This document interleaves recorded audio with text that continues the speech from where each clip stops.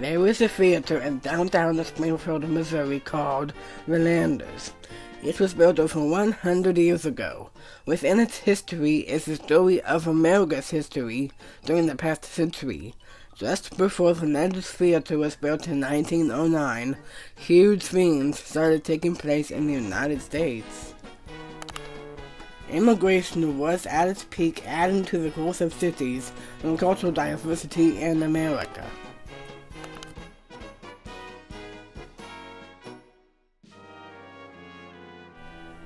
Henry Ford's Model T was put on the market in 1908, increasing urbanization and industrialization.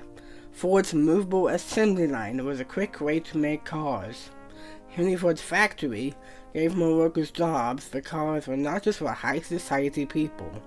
The Model T was affordable for everybody. Leisure time and spending money increased. All of these things made theater more in demand among the American population.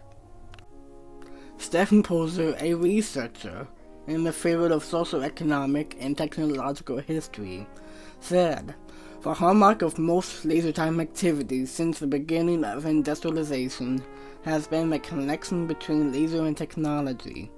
Gains in productivity resulting from technology's use have led to an increase in time and money, making participation in leisure possible, and technology has become more connected with both economic conditions for the possibility of leisure and with the actual leisure time activities themselves."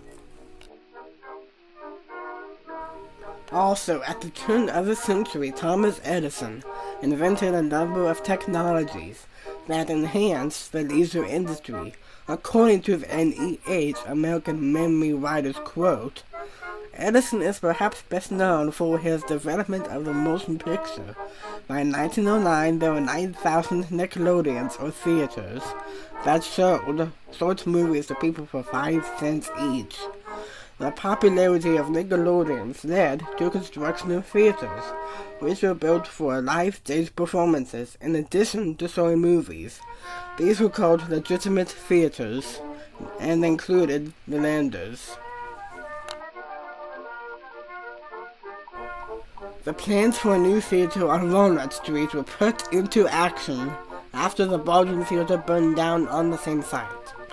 John Landers, a Canadian immigrant, was a prominent lumberman in the country. His son, D.J. Landers, was a banker in Springfield.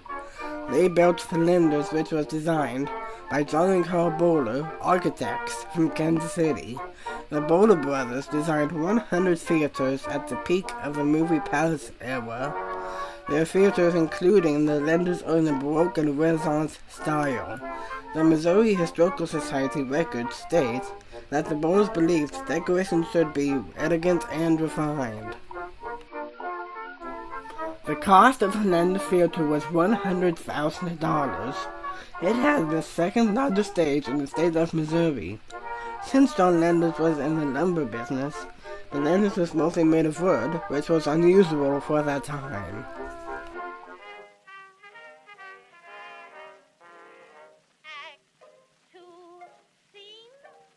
Opening night of Landers was September 18, 1909. It featured Lillian Russell performing in The Golden Girl, accompanied by a full orchestra. Local headlines said it was a gala event.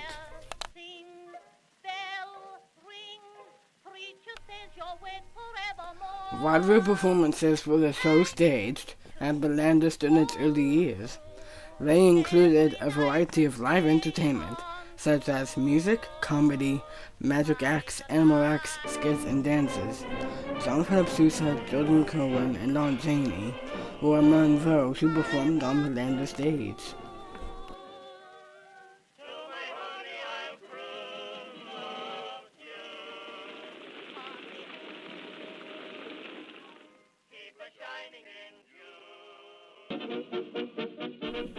The Landers is part of the Orpheum Circuit of Theaters.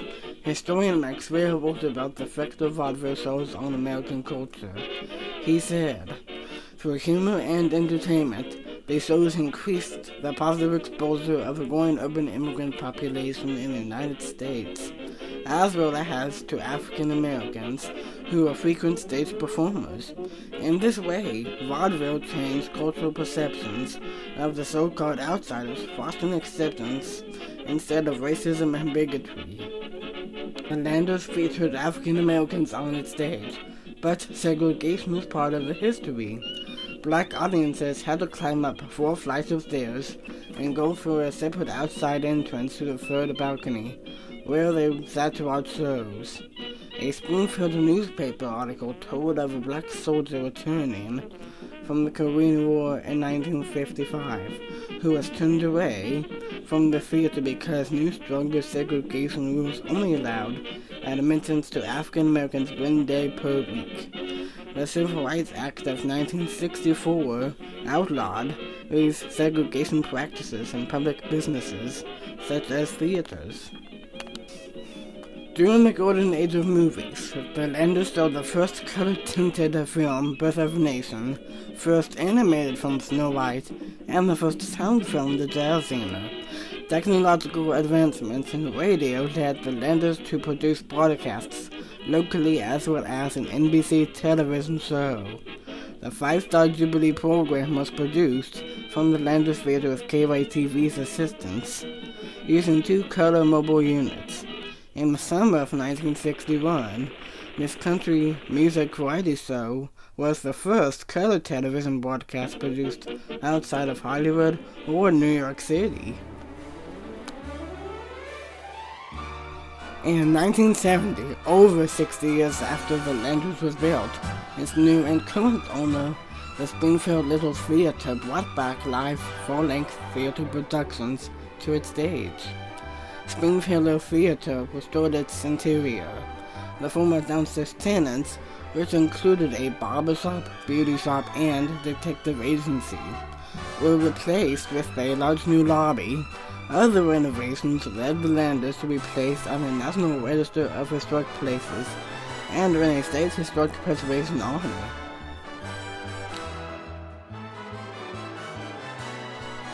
Throughout the 100-year history of the Landers Theater, there have been enormous changes in American culture. Our local theater, the Landers, is a symbol of these turning points. I'm glad that the Landers Theater is in our community. A century of history contained within its walls now sends future stars out into the world. And I'm so glad to be in our community to perform in this historical monument.